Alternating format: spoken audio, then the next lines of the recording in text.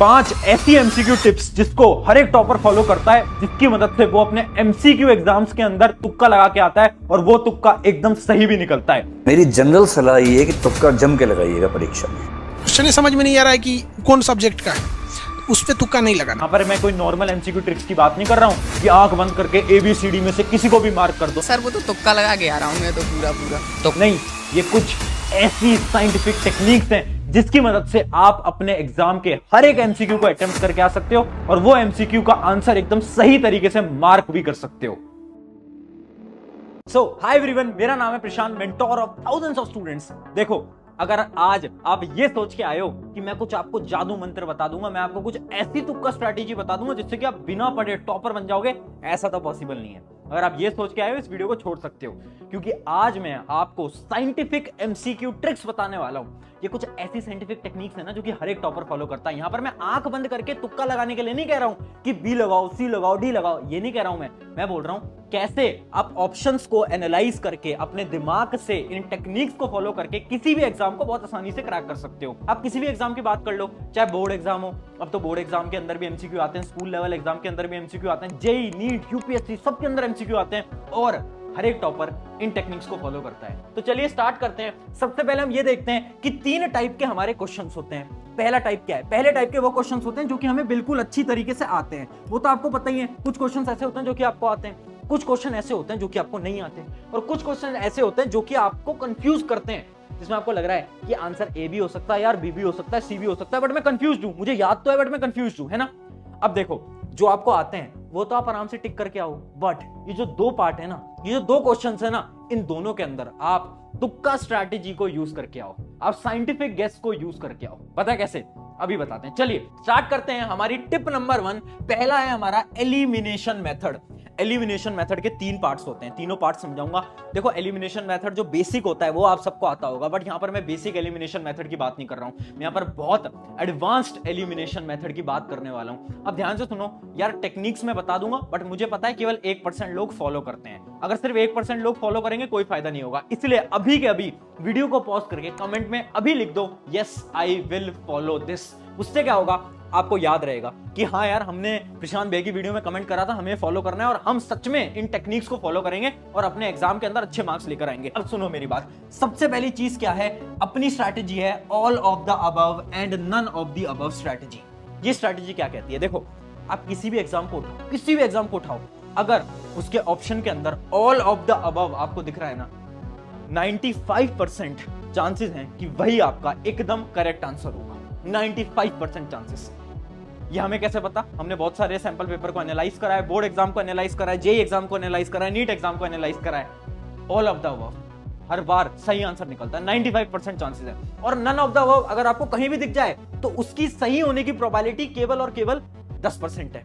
जब भी आपको नन ऑफ द अबव दिखे तो उससे दूर हट जाना, है ना, क्योंकि बहुत कम चांसेस हैं कि वो आंसर हो पाएगा। चलिए अब बढ़ते हैं। ये तो बहुत ज्यादा बेसिक एलिमिनेशन टेक्निक थी, अब बढ़ रहे हैं थोड़ी एडवांस एलिमिनेशन टेक्निक के अंदर, और ये बहुत ज्यादा इंपॉर्टेंट है। देखो, अपनी एलिमिनेशन टेक्निक के अंदर है रिमूव एक्सट्रीम वैल्यूज। एक एग्जांपल से समझाता हूं, बहुत इंपॉर्टेंट एग्जांपल है, ध्यान से देखना। देखिए, जैसे कि एक सवाल है, आप देख सकते हो ये इसके ऑप्शंस हैं, ये है ऑप्शन ए, ये ऑप्शन बी, ये है सी, ये है डी। ए ऑप्शन है 0, बी है 27, सी है 37, ए है अपना 102।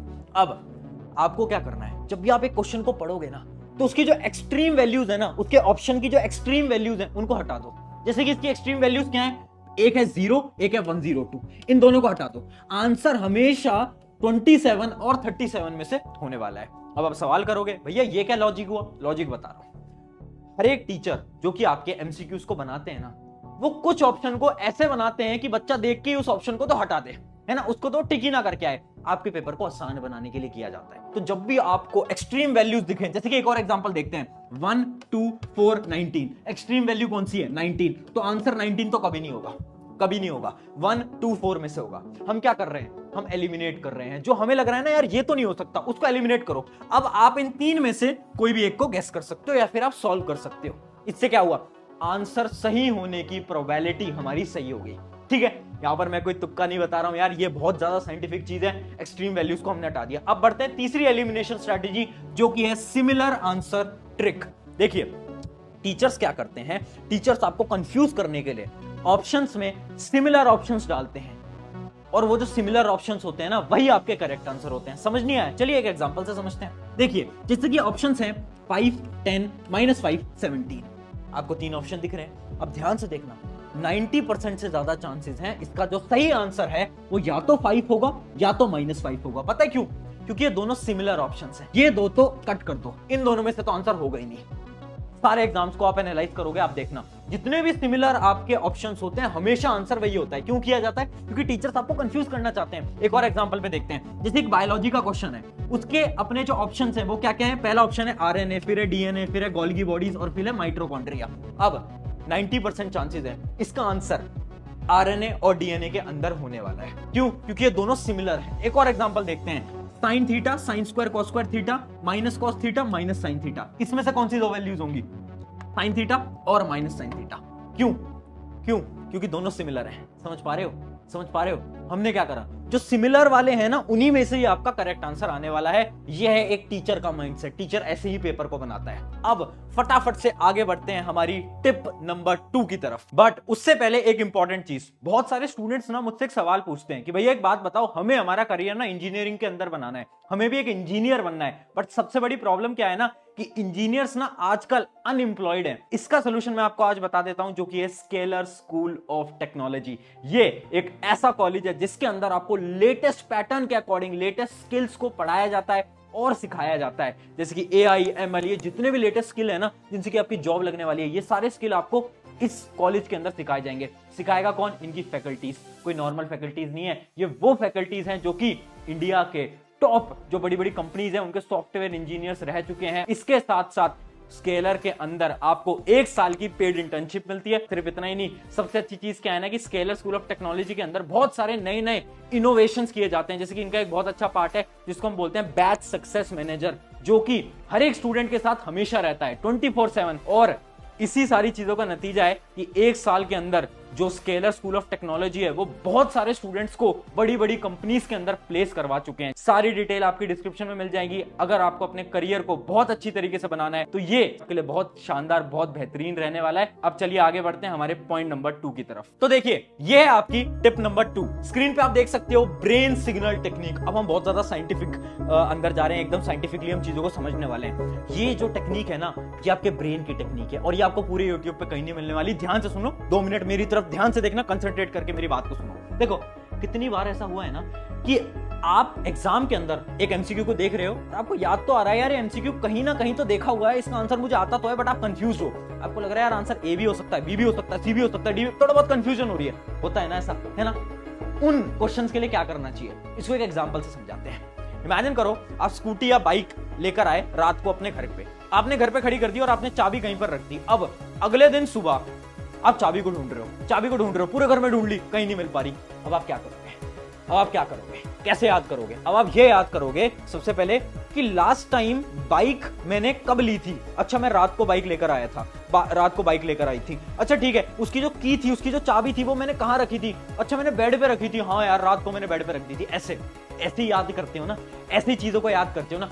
सिमिलरली अब हमें हमारी पढ़ाई के अंदर भी ऐसे ही हमारे आंसर्स को याद करना है। देखो एग्जाम के अंदर मानो ABCD 4 ऑप्शन है, अब आपको याद नहीं आ रहा, आपको लग रहा है यार मैंने कहीं तो पढ़ा था, तो पता क्या करो, सबसे पहले आंसर को मत देखो, अब ये सोचो कि ये किस चैप्टर का सवाल है। आपने ढूंढ लिया, अच्छा ये वाले चैप्टर का क्वेश्चन है। अब खुद से पूछो उस चैप्टर में से किस टॉपिक का ये सवाल है। जब ये सवाल पूछोगे ना ऑटोमेटिकली आपको उसका आंसर याद आ जाएगा। अब होता क्या है ना, जब ये रिकॉल करते हो ना कि अच्छा ये इस चैप्टर का सवाल है और इस चैप्टर में इस टॉपिक का सवाल है, तो आपके जो न्यूरॉन्स है ना ब्रेन के अंदर वो कनेक्ट कर जाते हैं और उसका जो आंसर है, उसकी जो मेमोरी है वो आपको अचानक से रिकॉल हो जाती है। तो ये इसके पीछे का साइंटिफिक कॉन्सेप्ट है। अब ये करोगे ना एग्जाम के अंदर, अचानक से आपको आंसर याद आ जाएगा। अगर फिर भी आंसर याद नहीं आता, देखो क्या करो, उस क्वेश्चन को छोड़ो, आगे बढ़ जाओ। अब क्या होगा, जब आप आगे बढ़ोगे धीरे धीरे आप और क्वेश्चन को सॉल्व करते रहोगे। अचानक से क्या होगा, आप एक सवाल को सॉल्व कर रहे हो, अचानक से आपके दिमाग के अंदर आया कि यार वो जो पिछला एक सवाल था ना MCQ वाला जो मैंने छोड़ दिया था, उसका आंसर बी होना चाहिए। अचानक से आपको याद आएगा। क्यों? क्योंकि शायद आपके जो न्यूरॉन्स है ब्रेन के वो लेट कनेक्ट करे और आपको मेमोरी के अंदर रिकॉल हुआ कि उसका आंसर बी होता है। ठीक है, आगे बढ़ते हैं। अगली टेक्निक है हमारी B&C ऑप्शन स्ट्रैटेजी। देखो ये साइंटिफिक स्ट्रैटेजी नहीं है, ये रिसर्च बेस्ड स्ट्रैटेजी है। हमने बहुत सारे सैंपल पेपर्स को रिसर्च करा है बोर्ड एग्जाम के, जेई एग्जाम के, नीट एग्जाम के, और हमें ये पता चला है कि 70% जो आंसर्स होते हैं ना वो बी या फिर सी में से होते हैं। या तो बी ऑप्शन होगा या तो सी ऑप्शन होगा। हाँ, तो इसका क्या मतलब है, जब भी आपको कंफ्यूजन हो कि यार मैं ए को लगाऊं या फिर मैं सी को लगाऊं, तो आप सी को पहले प्रेफरेंस देना या फिर बी को पहले प्रेफरेंस देना। आंसर हमेशा बी या सी में से देखने को मिलता है। भैया इसका रीजन क्या है? इसका रीजन ये है, एक टीचर की सोच से सोचो। एक टीचर ये नहीं चाहता कि आपको पहला ही आंसर जो ए ऑप्शन है, ऑप्शन पढ़ती है आपको पता चल जाए अच्छा ये तो करेक्ट है।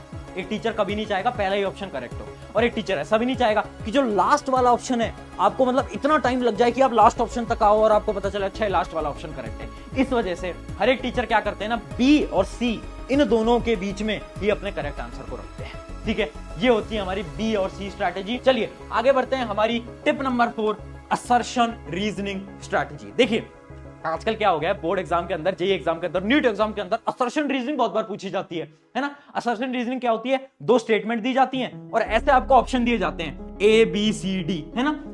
जिसमें ए ऑप्शन तो ये होता है कि दोनों स्टेटमेंट सही हैं और जो असर्शन है और रीजन वो दोनों एक दूसरे से इंटर रिलेटेड हैं। दूसरा ऑप्शन ये होता है कि असर्शन रीजन दोनों सही हैं बट दोनों का आपसी में रिश्ता नहीं है, जो रीजन है वो उसका नहीं है। और सी और डी क्या होते हैं, असर्शन इज ट्रू और डी क्या होता है, असर्शन इज फॉल्स, है ना। आपने इन क्वेश्चन को सॉल्व करा होगा तो आपको पता होगा एबीसीडी ऑप्शन होता है। अब इसकी ट्रिक क्या है, इसकी ट्रिक ये है 80% क्वेश्चंस के अंदर आंसर हमेशा ए या बी में से होगा।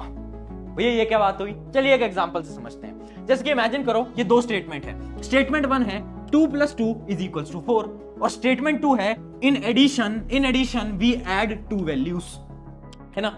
अब आपको पता है कि स्टेटमेंट 1 भी करेक्ट है, आपको पता है स्टेटमेंट 2 भी करेक्ट है ना। तो ऑब्वियसली बात है सी या डी में से तो कोई हो ही नहीं सकता, क्योंकि सी ऑप्शन क्या होता है, असर्शन गलत, और अपना डी ऑप्शन क्या होता है, रीजन गलत। तो भाई स्टेटमेंट तो दोनों सही है ना।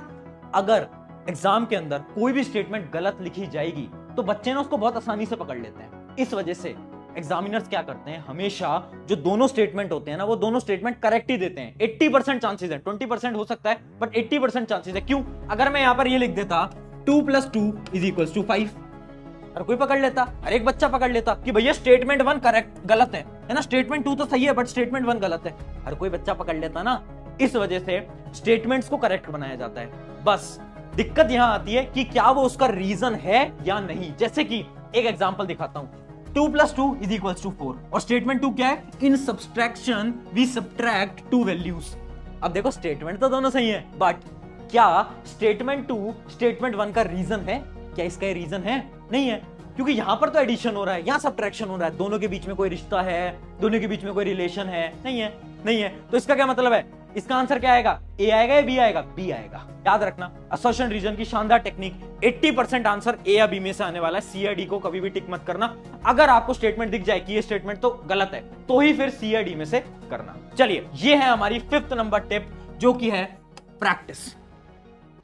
क्यों बोल रहा हूं मैं, देखो सिंपल सी बात है यार, आप जितने ज्यादा सवालों को लगाओगे उतनी ज्यादा मेमोरी आपके दिमाग के अंदर स्टोर होती जाएगी और जब आप एग्जाम के अंदर बैठोगे तो एमसीक्यूज क्या होते हैं ना, लिमिटेड ही बनाए जा सकते हैं। मान लो एक चैप्टर है या फिर मान लो एक सब्जेक्ट है साइंस, अब उस साइंस में से ना लिमिटेड ही एमसीक्यूज को बनाया जा सकता है। ऐसा तो नहीं है कि सिलेबस बढ़ जाएगा, नहीं, सिलेबस तो उतना ही रहेगा।